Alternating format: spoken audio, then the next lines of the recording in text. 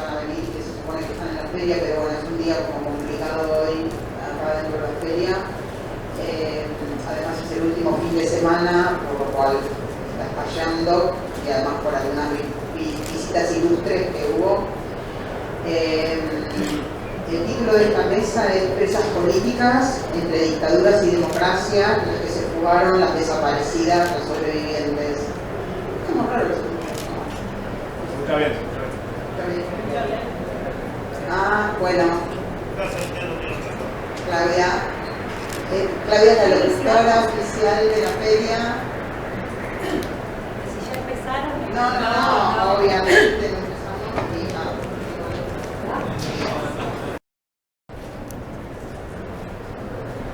¿Qué tal? Muy buenas tardes. En nombre de Fundación del Libro, organizadora de esta 47ª Feria Internacional del Libro de Buenos Aires, les damos la más cordial bienvenida a cada uno y a cada una de ustedes a la presentación de la mesa redonda Presas políticas entre dictaduras y democracias, las que se fugaron, las desaparecidas, las sobrevivientes.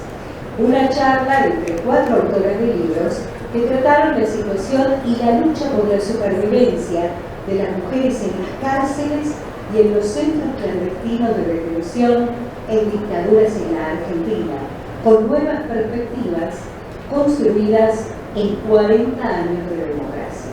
Participan Miriam Lewin, coautora con Olga Worda, de Putas y Guerrilleras, Crímenes sexuales en los centros clandestinos de detención, editado por Planeta.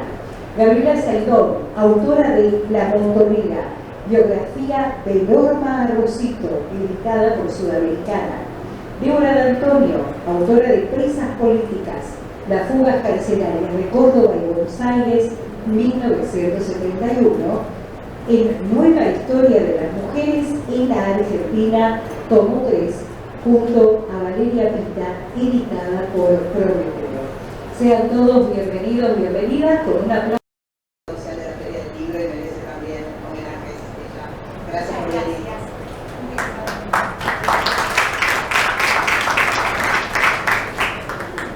Bueno, me ahorró entonces la parte de las presentaciones, aunque voy a agregar que, bueno, primero agradecer a todas las personas que vinieron a la charla, agregar que a los agradecimientos a Claudia, a Ezequiel Martínez, que estuvo hace un ratito, que habilitó esta sala, que es el presidente de la Fundación El Libro y director de la Feria del Libro de Buenos Aires. Bueno, a la presencia quiero decir que acá están mis hijos, Lucas Durán y Juan Marino, diputado nacional, así que un aplauso también para ellos. Amigas, amigues, muchas gracias por estar. A las autoras, obviamente, voy a empezar presentando a cada una de ellas y después vamos a generar un diálogo entre nosotras. Vamos a tratar de que no sea tan formal, aunque en este contexto siempre es difícil informalizar, digamos. Miriam Lewin es periodista y escritora, es especializada en periodismo de investigación, radio y televisión. Creo que la conoce todo el mundo. Es defensora del público de la nación y bueno, coautora de Putas y Guerrilleras, que es el libro que acaba de mencionar Claudia. No sé si es mucho decir, pero sin Miriam Lewin, Padre Grassi no estaría preso, podemos decir, ¿no? No me equivoco.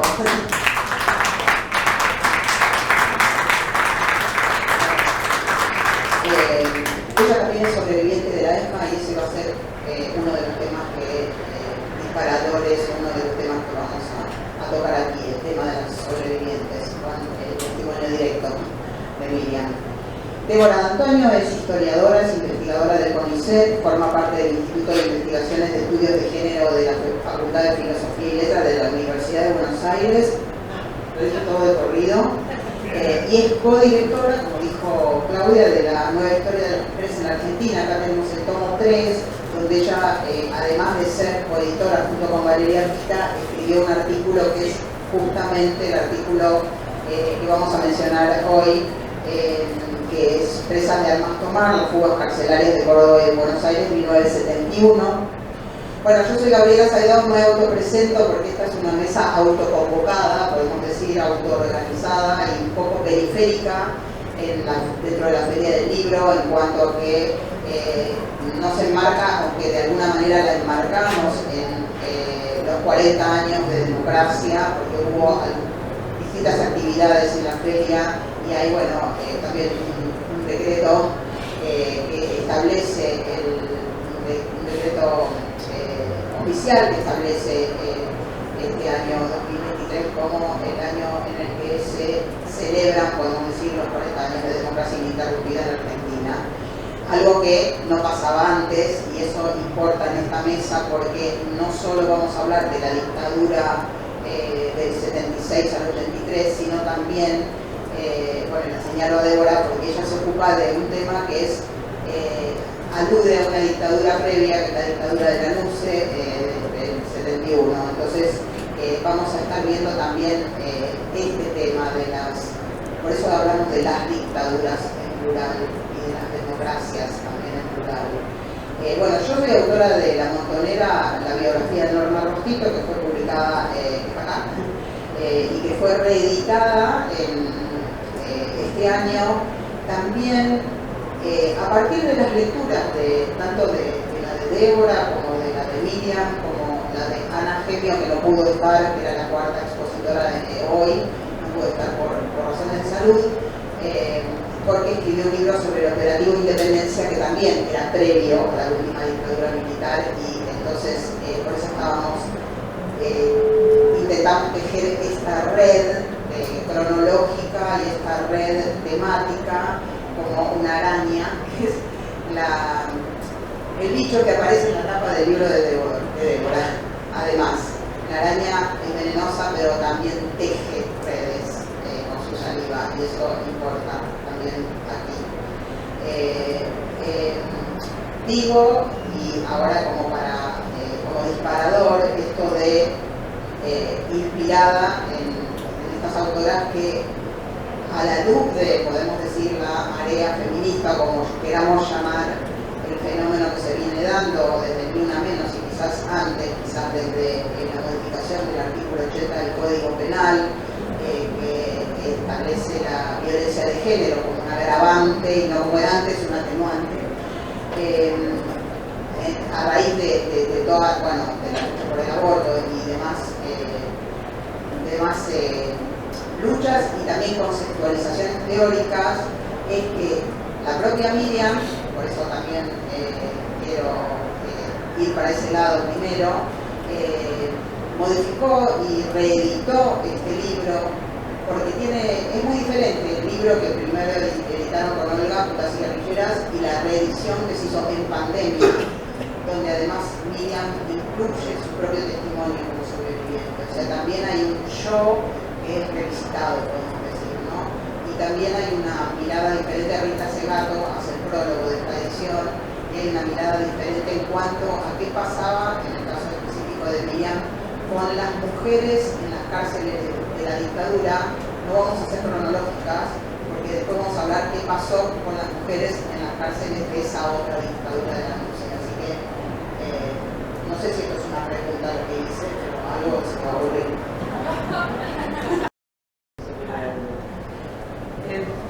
A veces me preguntan cuánto tiempo demoré en escribir este libro, y en realidad la escritura física no demoró más que 3 meses y medio, 4 meses.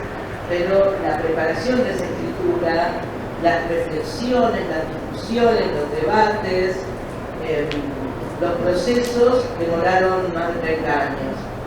Cuando las supervivientes de los centros clandestinos de detención recuperamos la libertad, éramos sospechosas. Éramos sospechosas porque si éramos mujeres, si éramos jóvenes, seguramente habíamos recuperado la libertad, habíamos sobrevivido a esos centros clandestinos del exterminio, a los pueblos de la muerte y a las otras metodologías de eliminación física, porque habíamos colaborado con los militares y porque habíamos tenido sexo con ellos. Y si habíamos tenido sexo con ellos era porque queríamos, porque mediaba nuestro consentimiento, porque se suponía al contrario de lo que se reclamaba en las manifestaciones, con vida lo llevaron, con vida lo queremos, o aparición con vida, que nosotros habíamos aparecido con vida, pero éramos presencias molestas. Éramos presencias que entraban en contradicción con esa supuesta heroicidad de los y las desaparecidos. Cuando llegamos al exilio éramos objeto de sospecha por los y las compatriotas que se habían ido del país sin haber atravesado por estos procesos. Cuando volvimos al país, la verdad es que no éramos muy bien recibidas, ni siquiera por los organismos de derechos humanos. Nuestro intercambio con las familias que querían saber lo que había pasado con sus seres queridos, y nosotros habíamos sido testigos de esos últimos minutos de vida de las personas que eran eliminadas. El proceso era en general, primero nosotros hablábamos y después nos miraban como con cierto recelo de confianza y nos preguntaban: ¿y vos por qué te salvaste? Se suponía que habíamos cooperado entonces con el enemigo, con información, y que habíamos tenido sexo además. Nosotros sentíamos el peso de esa sospecha, nosotros sentíamos esa distancia, y teníamos que decir no sé, porque como dice una de las coautoras de Ese Infierno, otro libro que yo escribí bastante antes con 4 sobrevivientes de la ESMA, mujeres, todas, mucho antes del brote de esta marea verde y del Ni Una Menos. Ella decía: ¿por qué nos preguntan a nosotras por qué sobrevivimos y no les preguntan a ellos por qué mataron tanta gente? La verdad es que nosotros no sabíamos por qué habíamos sobrevivido. En la lógica de los campos, de algunos de los campos, había un grupo de secuestrados y secuestradas que era designado a tareas de mantenimiento u otro tipo de tareas, tal como en los campos nazis, que a veces necesitaban polleros para sacar los dientes de oro, otras mucamas para limpiar las casas de los oficiales, otras personas que acarrearan los cadáveres, y así fue como algunas personas, de una manera ilógica, de una manera imprevisible, pudieron salvar su vida. Nosotros consideramos que nuestra responsabilidad como sobrevivientes es testimoniar y dar cuenta de aquello que vivimos hasta el último día de nuestras vidas, porque no yo lo interpreto así. Pero ¿qué pasa con el rol de las mujeres? ¿Qué pasaba cuando a nosotras se nos hacía evidente que había zonas absolutamente oscuras y silenciadas de las experiencias que nos habían hecho atravesar, que no compartíamos ni siquiera entre nosotras, ¿no? A mí me pasó tener que pedirle disculpas a una compañera que había denunciado una violación, había intentado denunciar una violación a un grupo de desaparecidas dentro de la ESMA, y como no se había ejercido sobre ella violencia física en el sentido de la imagen que nosotros tenemos de la violación clásica, una pistola en la sien, un cuchillo en el cuello, le dijimos que eso no había sido una violación y no la escuchamos. Y entonces ella quedó sumida en el aislamiento, en la culpa, rumiando esa experiencia y tratando de reflexionar acerca de quién tenía razón, si sus compañeras de cautiverio, que no creían que hubiera sido objeto de una violación, o su clara percepción de que sí lo había sido. Con Olga durante mucho tiempo, Olga no estuvo secuestrada, pero sí fue militante en la década del 70, estuvo en el exilio interno durante mucho tiempo, y muchas veces analizamos, reflexionamos aquello que yo había vivido y aquellas interpelaciones de las que éramos objeto por colegas que querían apropiarse de nuestras historias para reflejar de manera espectacularizante y hasta machista, ¿no? Y hasta la propia Olga fue responsable de una portada de la revista en la que trabajó con el título absolutamente incorrecto de Amores en la ESMA. En la ESMA no hubo amores, porque donde no hay libertad no puede haber amor, y donde hay asimetría de poder brutal, que si es desafiado puede tener como consecuencia la muerte, no puede haber consentimiento. Ya me lo dijo el fiscal especializado en juicios de lesa humanidad, por crímenes de lesa humanidad, Pablo Parenti. Aunque la víctima diga que hubo consentimiento, no se puede hablar de consentimiento en un campo de concentración. Es más, hay compañeras que hasta hace poco hablaban de sus relaciones con los represores, y poco a poco van tomando conciencia de la alienación de la que éramos objeto. Estábamos privadas de nuestra subjetividad, nos habían matado a nuestros compañeros, a nuestros hermanos, a nuestros novios, no sabíamos dónde estaban nuestros hijos o nuestras hijas. De esa manera no se puede hablar de amor. Yo creo que el primer atisbo, el primer disparador que tuve con respecto a ya terminó, Gabriela, con respecto a reflexionar en cuanto a la simetría de poder y la particularidad de los entornos, fue la película Garayo Olimpo de Marco Beckis, donde se ve claramente como la protagonista se encuentra con un pensionista del hotelito que era propiedad de su madre. Ella ni siquiera lo había registrado ni siquiera como posibilidad de un encuentro sexual o amoroso en libertad, y sin embargo cuando él la rescata, la rescata de la tortura, le da un pedazo de pollo, la cubre con una manta, ahí empieza una relación que yo entiendo como abuso, porque en esa situación extrema no se puede hablar de amor. No hay libre elección, no hay libre albedrío, en absoluto, no existe la más mínima posibilidad de libre albedrío. Bueno, después voy a decir. Y muy conmocionante al mismo tiempo. Tengo un par de preguntas más en relación a las cosas que estás diciendo, las anoto para después, pero para darle la palabra a Débora, va como saltando en el tiempo para atrás. Hay algo que no sé si todo el mundo sabe, que no siempre las mujeres, las presas políticas ni las presas estuvieron en cárceles, ¿no? Sino que antes pasaban por conventos de monjas. Es algo que, bueno, de lo que Débora se ocupa, así que no sé si querés contar un poco, porque me parece que es una historia no tan conocida, digamos, para luego hablar de la fuga, pero que después representó justamente en relación a este tema las fugas de las que ella se ocupa.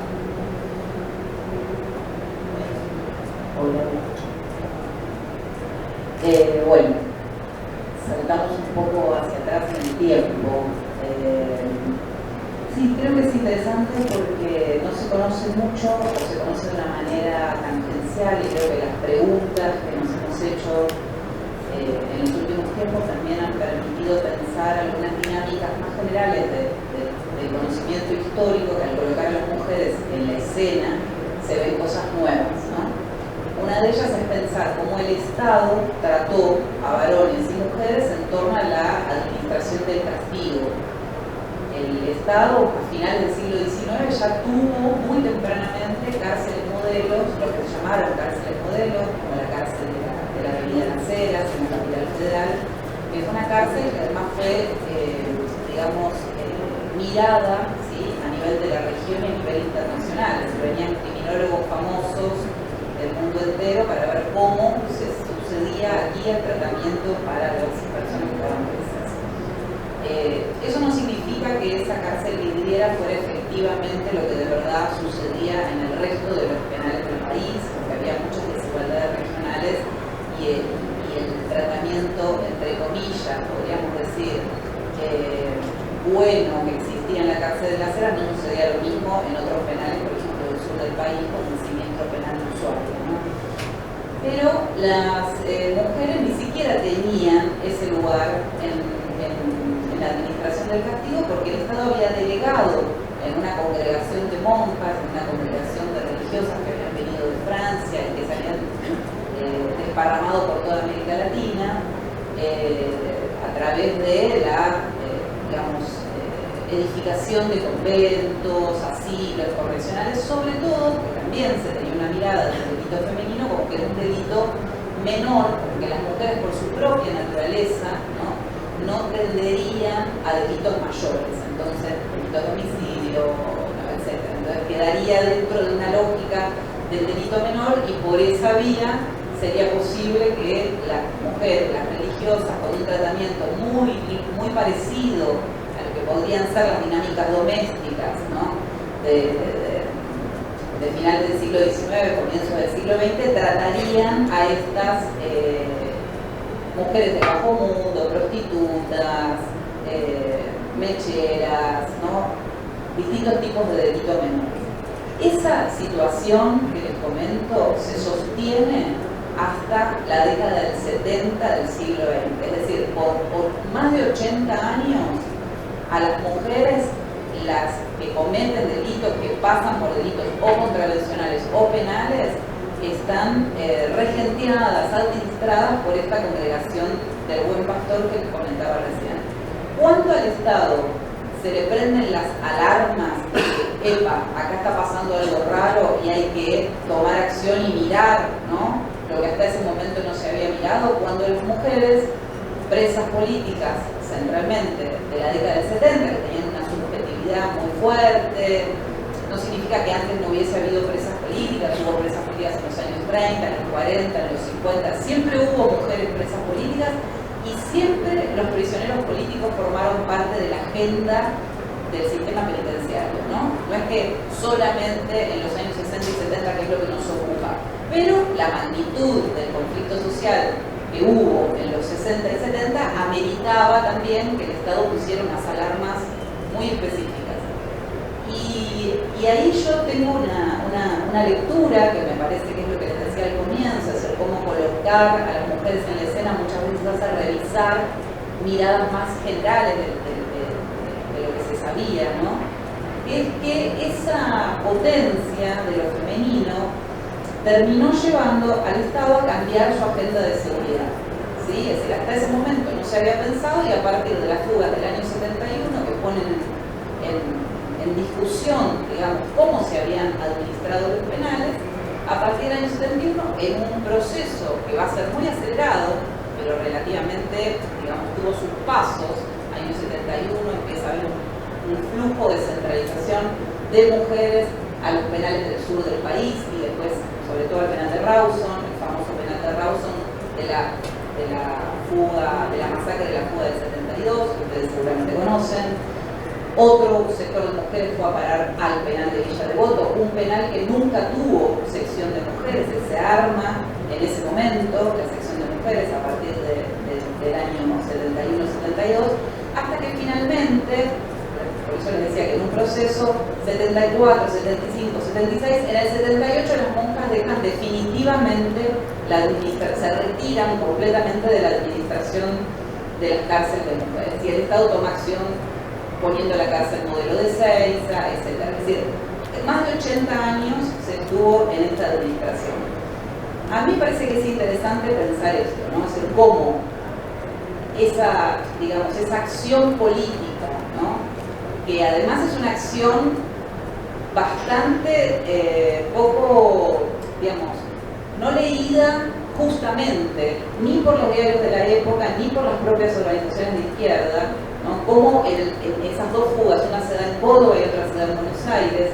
En Buenos Aires, en la cárcel de San Telmo, en pleno centro, la de Córdoba también es en pleno centro, es decir, que también las alarmas, ¿no?, de estar en los edificios públicos donde se ejerce el poder político, bueno, las mujeres se fugaron de esos lugares. Cómo esta situación determinó un cambio radical.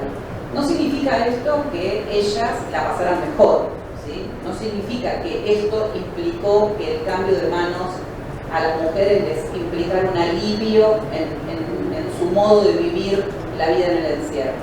No, pero sí significa que el Estado tuvo que revisar su agenda de seguridad, y eso me parece que es un dato interesante y que era, creo, lo que quería marcar Gabriela, distinguir, ¿no?, la investigación que yo había hecho. Bueno, gracias, Débora. Yo como muy pendiente de los tiempos, porque nos queda media hora y tenemos muchas cosas para decir. Espero que, bueno, nos vamos a quedar con un montón de ganas de cosas, pero quiero mencionar, hablando de personas que fueron partícipes vivas de estas historias que se están contando, personas en la sala, porque no estaban en el momento en que hice los agradecimientos. Juliana Marino, perdón que te nombre Juliana, ex legisladora, diputada, embajadora en Cuba, bueno, genia, Juliana. Expresa política, claro, sí, hablando, por eso protagonista, por eso también la nombro ahora, porque tiene que ver justamente con esa historia viva, total.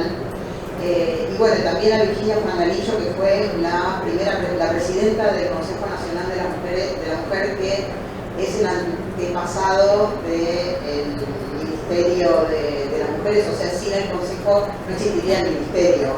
O sea que son dos, no sé, presencias importantes también en la sala, y mujeres políticas. Además, Virginia también, las dos, bueno, vinculadas con la lucha por los derechos humanos. Así que un aplauso también para ella.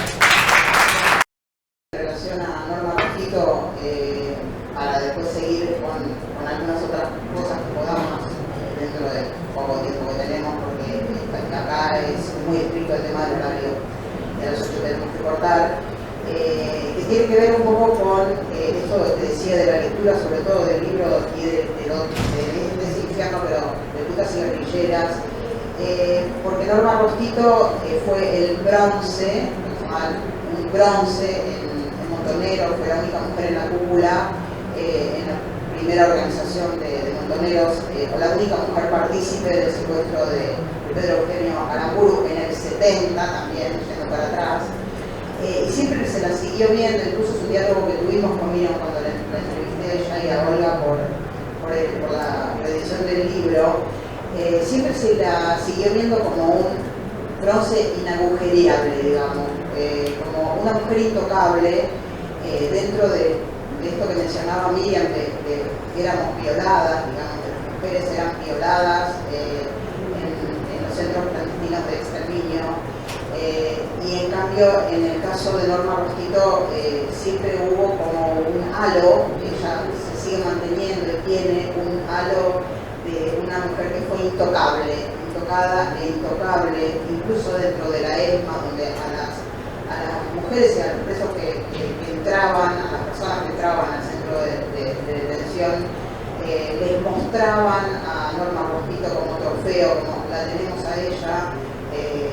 Era como eso, como la ostentaban como trofeo. Sabemos, bueno, Norma Rojito no sobrevivió a la ESMA, no iba a sobrevivir, su destino ya estaba, había participado del secuestro y el asesinato de Aramburu, no iba, se la tenían jurada, no iba a sobrevivir, pero siempre se mantuvo y se mantiene, sigue siendo desaparecida, ese halo, que es algo para pensar, es algo que yo, bueno, de lo que hablo en el libro y de lo que sigo pensando, ¿no? La necesidad de esa construcción. Eso solamente quería decir para después seguir con algo para Miriam y algo para Débora y a Miriam. Como este año hubo varias películas, Argentina 1985 y la película El Juicio de Ulises del Norte, que no sé si ya la viste, bueno, porque Miriam aparece como testigo, porque es un trabajo de archivo nada más. O sea, la película de Vicente La Orden no ficcionaliza, sino que edita archivos, y hay una escena donde Miriam está testimoniando, las cámaras están detrás, las cámaras de televisión que filmaban estaban detrás. En un momento hay un ruido en la sala, hay un evento, un ruido, Miriam se da vuelta y en ese momento se le ve la cara, que era algo que no pasaba en general. Eso es llamativo, por un lado, eso, la cara de Miriam, Y por otro lado, también es llamativo la claridad que Miriam tiene cuando testimonia, se escucha su testimonio en relación, por ejemplo, a los vuelos de la muerte, la claridad que tiene en el 85, no ahora.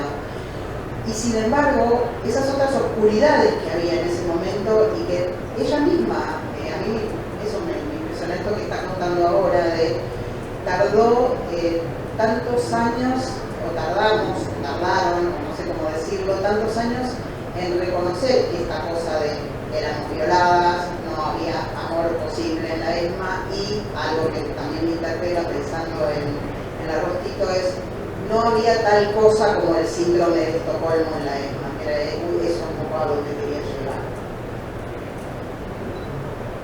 Bueno, tu pregunta me dispara varias cosas.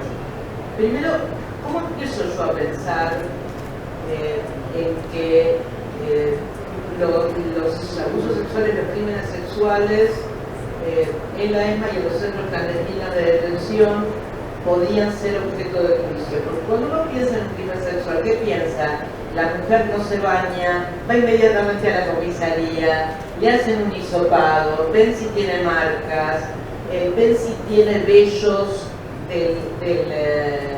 del violador en su cuerpo. No existía posibilidad alguna de ese tipo de verificación tantísimos años después de tanto silencio y de tanto ocultamiento. Y entonces yo pensaba que esto nunca se había denunciado. Primero, quiero decir que sí se había denunciado. Se había denunciado el escucho a las juntas, en donde el presidente de la Cámara Federal cambiaba de tema. Elena Alfaro, por ejemplo, fue violada con 4 meses de embarazo, atada en la tablada, durante toda una noche, la dejaron desnuda hasta que vinieron a desatarla, y ella mencionó que fue víctima de violación y testigo de 7 otras violaciones en el Centro Clandestino de Detención del Vesubio, y sin embargo, cuando ella quiso manifestarlo ante el tribunal, cuando lo manifestó, le cambiaron de tema. Porque a pesar de que se podía haber juzgado, no era materia judiciable. En una ocasión en que yo viajé a Washington a presentar la edición en inglés de Ese Infierno, organizan una especie de almuerzo con activistas de derechos humanos, gente que trabajaba en la Organización de Estados Americanos en Washington, en una organización que se llama Washington Office on Latinoamérica. Y ahí aparece una jurista peruana muy joven, trabajaba en OEA, temas de mujeres, y me pregunta cómo marchan los juicios por crímenes sexuales contra las mujeres durante la dictadura. Y entonces yo le digo, no hubo. Dice que no hubo crímenes sexuales. No hubo juicios. Cuando yo empiezo a reflexionar acerca de esto, de por qué no hubo juicios, es ahí que empieza, yo creo, el proceso de la escritura de este libro. Yo quiero aclarar que los crímenes de lesa humanidad tienen otra forma de ser probados, no se requiere la misma prueba que en una violación ocurrida aquí en Palermo, en la Plaza Cortázar, pongamos, y el hecho de que la Corte Penal Internacional de La Haya declare los crímenes sexuales en contexto de conflicto como crímenes de lesa humanidad que no prescriben, por ejemplo, es ahí que en todos los juicios por crímenes de lesa humanidad a lo largo y a lo ancho del país, las fiscalías empiezan a preguntar si la persona fue víctima, la testimoniante fue víctima o testigo de algún crimen sexual. Y ahí empiezan a surgir las denuncias con hongos a lo largo y a lo ancho del país. Y digo las denuncias, no los testimonios, voy a ser más precisa, porque algunas mujeres interrogadas acerca de si quieren dictar la acción penal dicen, por ejemplo, no quiero porque significaría revictimizarme, no quiero, que se ocupe Dios, ¿no? Entonces Yo me pregunto, ¿no es una contradicción que un crimen sexual cometido en un centro clandestino de detención sea un crimen contra la humanidad y se precise, como en otros crímenes sexuales, la voluntad de una persona, de un individuo, de una sola persona, para instar la acción penal? Porque esto tiene como consecuencia la impunidad de los violadores. ¿Qué me dicen los fiscales? Ahora están empezando a revisar, incluso los jueces. Los fiscales decían, bueno, pero no podemos revictimizar a la persona. Cuando se comete un abuso sexual contra un niño o niña, hay formas de preservarlo. O sea, se publica la identidad, se declara puertas cerradas, no se difunde el contenido de la declaración a la prensa. Hay formas de proteger a la mujer, sin que la ausencia de la voluntad de una persona significa que este violador, que evidentemente no violó a esta sola persona, probablemente muchas de las mujeres violadas no estén en este mundo, ¿no?, para testimoniar, quede impune. Yo siempre digo, las cuestiones que tienen que ver con la dictadura son como las capas de una cebolla, nunca se llega al centro. Y hay mucho que reflexionar acerca de esto, acerca de los crímenes sexuales. Y voy a poner un ejemplo. Supongamos que alguna de nosotras había decidido hacer uso de la atracción sexual que ejercía sobre alguno de los represores y torturadores para salvar la vida. ¿Estaba mal? ¿Éramos juntas por eso? Demos vuelta a la cosa. ¿Qué pasa? Bueno, para muchos sí. ¿Qué pasa al revés? ¿Qué pasaría? Aclaro que esto no pasó, por lo menos no pasó nunca que yo tuviera conciencia. ¿Qué pasaría si fuera al revés? Si todos los represores fueran mujeres y un varón hiciera uso de la atracción sexual que ejercía sobre una represora para garantizarse un plato de comida, un abrigo, una visita familiar o la supervivencia. ¿Qué pasaría cuando saliera a la sociedad y lo contara? Lo llevarían en andas. Pero qué pillo, pero qué pícaro, qué macho, ¿no es cierto? Bueno, eso es el patriarcado. Eso es el patriarcado. El cuerpo de las mujeres, ese cuerpo que ellos querían disciplinar, esas mentes que ellos querían disciplinar, los represores, forzándonos a tener sexo con ellos, es propiedad de nuestros maridos, de nuestros hermanos y de nuestros padres. Hay muchas mujeres que saliendo incluso de la cárcel y diciendo que las habían violado, sus madres les contestaban, bueno, pero no le cuentes a tu papá para que no se haga mala sangre, por ejemplo, ¿no? O sea, nuestros cuerpos no son nuestros. De hecho, muchas veces pasa que nos dicen que tenemos que dejar que nos roben la cartera, pero si vamos a denunciar que nos robaron la cartera, no nos piden que defendamos la cartera con nuestra vida y que le mostremos los hematomas y rasguños que tenemos. Pero cuando vamos a denunciar que nos violaron, usualmente sí.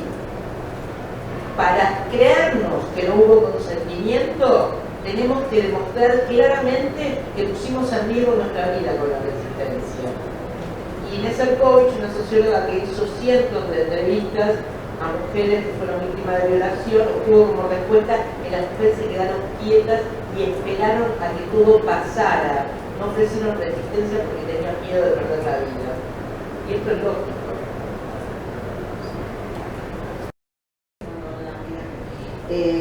Pero me quedé pensando en relación a esto, bueno, dos cosas. Una que te quería preguntar, porque hay un título un subtítulo muy ilustrativo, que es Hábitos por uniformes, en cuanto a la represión y a las instituciones que reprimían a las mujeres.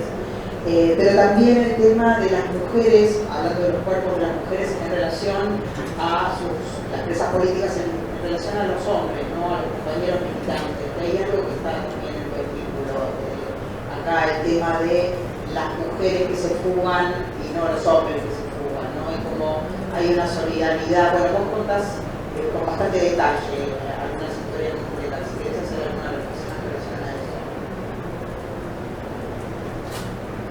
Sí,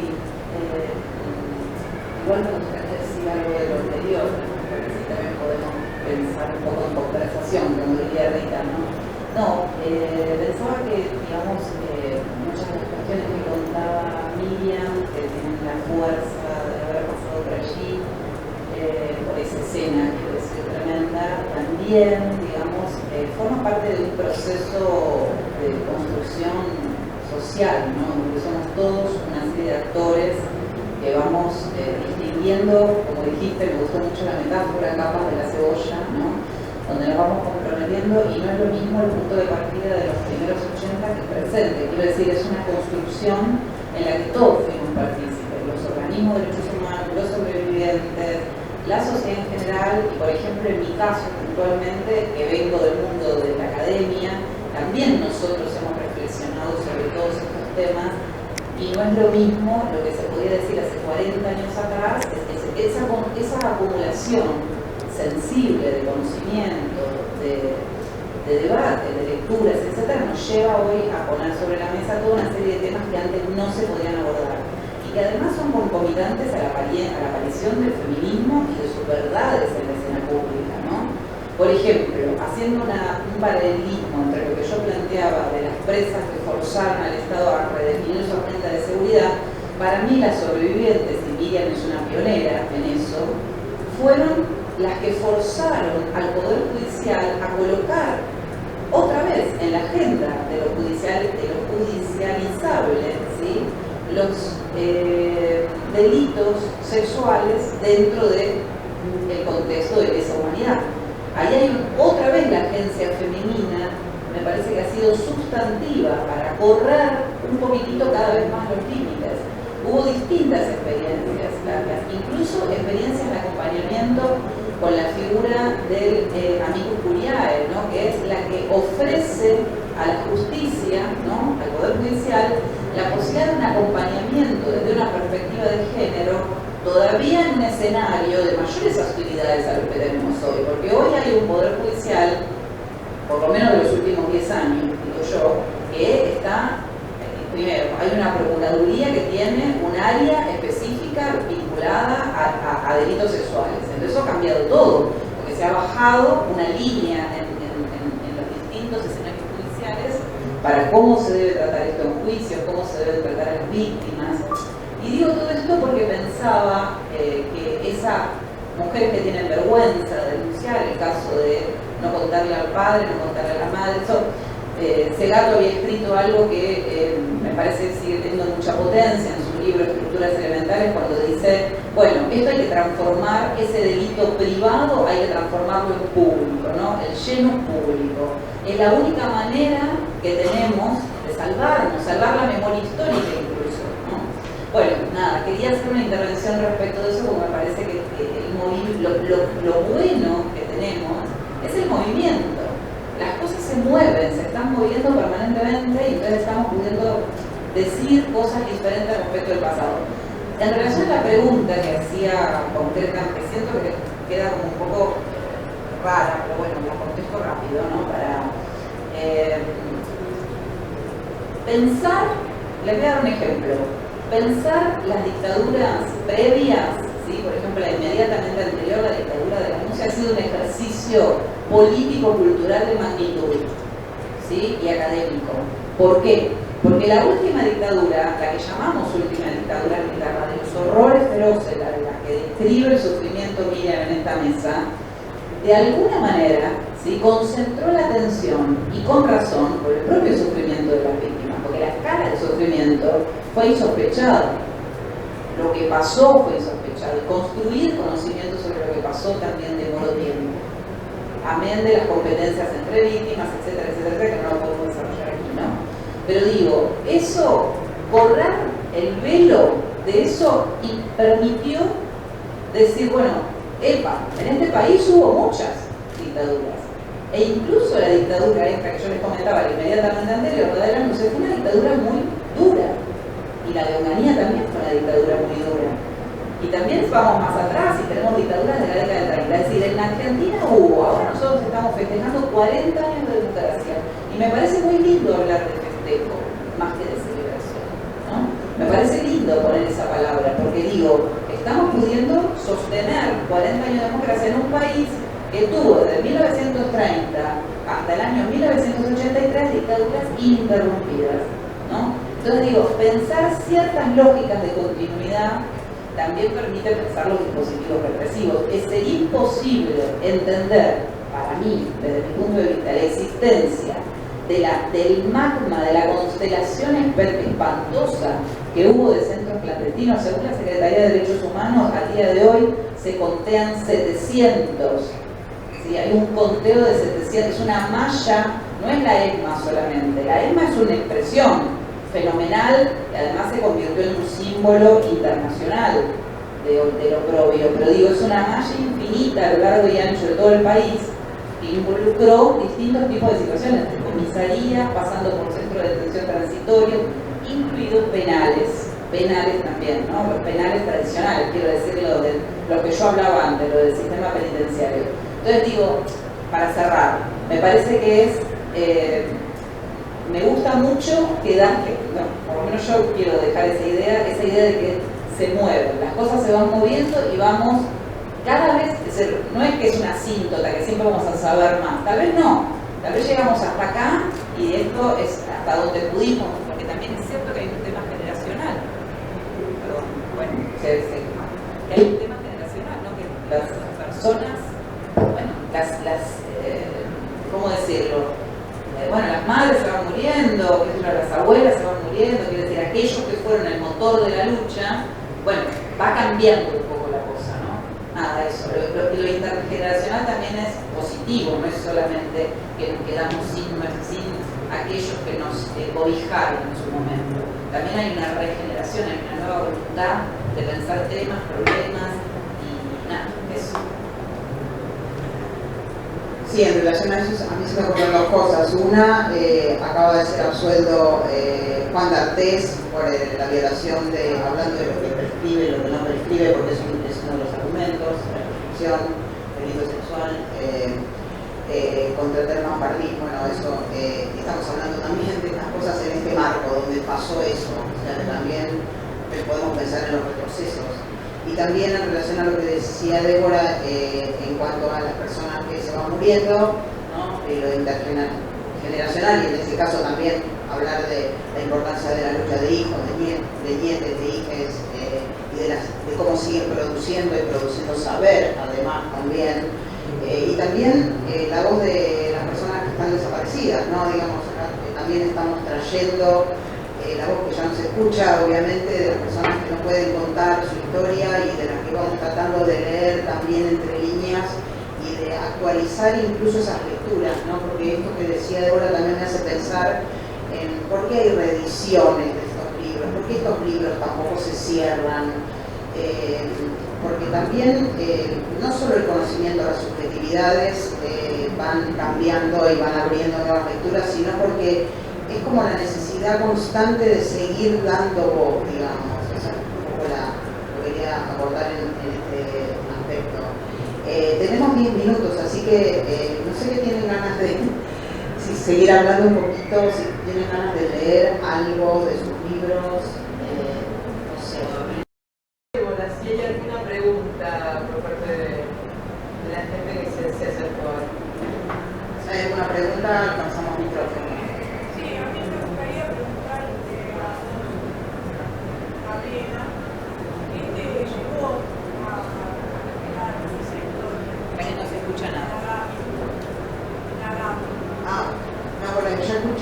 ¿Qué me llevó a enterarme de hubo una foto falsa, una foto que circuló pero que después nunca fue publicada, de una mujer que había sido asesinada por un grupo de tareas de la ESMA, que se suponía que era Norma Rosquito, lo que había era un rastro de sangre en una vereda en Lomas de Zamora. Y que fue una fake. Hubo mucha fake en dictadura y hubo mucha fake vinculada a la muerte de Norma Rosquito, que en realidad había sido capturada en ese momento en otro lugar de la capital por una cita envenenada, una cita falsa también, y todos los diarios de la época dieron, revistas de la época la dieron en primera plana como muerta, abatida. La palabra muerta tampoco estaba, era una fake muy especial bueno, está analizada en el libro, y fue eso lo que me impactó, una fake news, podemos decir. Y después, bueno, pude avanzar, gracias a Juliana Marino también pude avanzar en la investigación, porque fue una investigación muy trabada al principio que me hizo abandonar al comienzo, porque era muy difícil. En el 99 era donde se me ocurrió esta idea, donde no estaba liberada la palabra para hablar de estas cuestiones, sobre escribir un libro sobre esto, y había muchas personas que después testimoniaron que a las que les daba mucho miedo hablar todavía. Esto se abrió en el 2003, que después entonces fue posible hacerlo, el libro, fueron las condiciones de posibilidad de hacerlo, pero fue una foto la que generó la inquietud.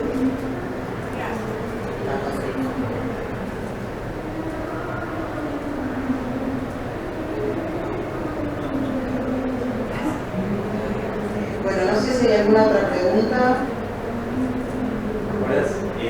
Una pregunta más bien para Miriam.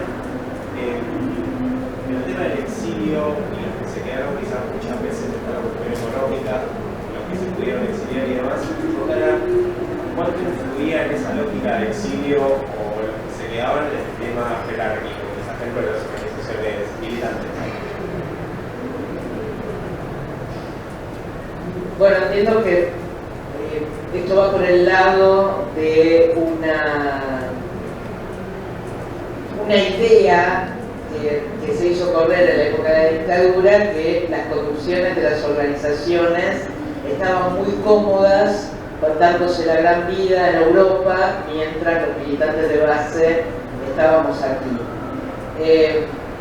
Yo tuve la oportunidad de exiliarme, no porque lo pagara la organización, sino porque pertenecía a una familia de clase media que me ofreció salir del país, la familia de mi novio, de mi compañero a Brasil, mi familia a Israel. Decidí no hacerlo, pero decidí no hacerlo porque había una concepción de que hacerlo era abandonar la lucha, y evidentemente nosotros, los militantes de base, las militantes de base, entendíamos que no éramos buscadas con la misma intensidad que los denominados jetones, ¿no? Que era gente que era muy conocida y que no podía de ninguna manera ocultar su identidad o garantizarse una situación de seguridad, que después terminó demostrándose que nosotros tampoco, que al principio parecía que no, pero había un compromiso. Yo no es que me quedé porque no me podía ir, me quedé porque estaba convencida de que tenía que seguir en la lucha. Incluso hubo gente que decidió hacer un exilio interno, es decir, irse a otra ciudad o tenerla conocida, pero no tenía que ver. Había otras cosas que sí tenían que ver con las jerarquías, como por ejemplo la infraestructura acá dentro del país, no afuera, ¿no?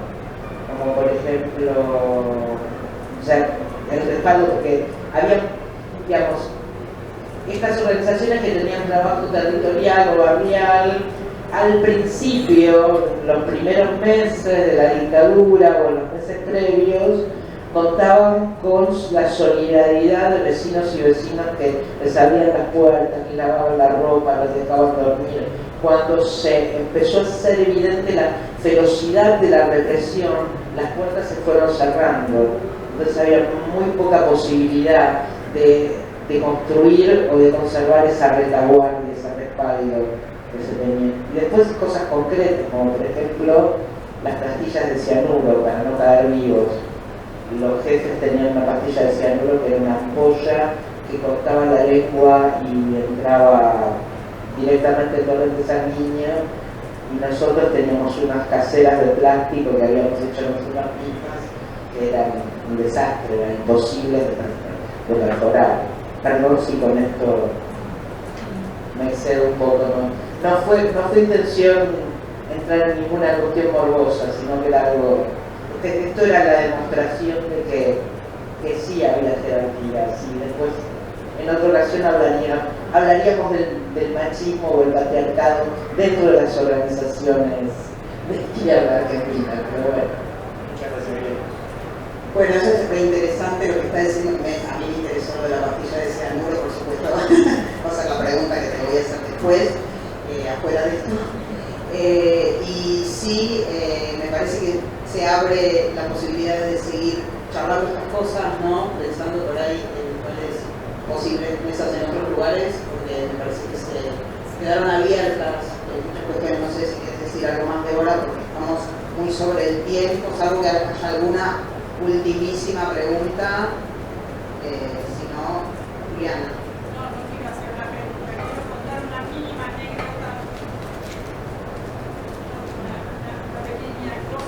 En relación a la importancia de seguir hablando de estos temas. Veníamos caminando para acá con Virginia y los compañeros que no encontrábamos en la sala y pasaban unas muchachas jóvenes y decían, a ver, eso que dice Rodolfo Bosch, ¿qué suena?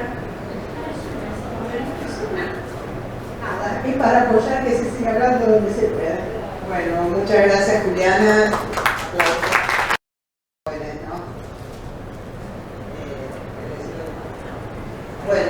Bueno, muchas gracias que preguntaron a Débora, Miriam por haber participado y por haber dado tanto de ellas. A mí me pareció muy enriquecedor todo lo que escuché. Espero que ustedes también. Bueno, buenísimo.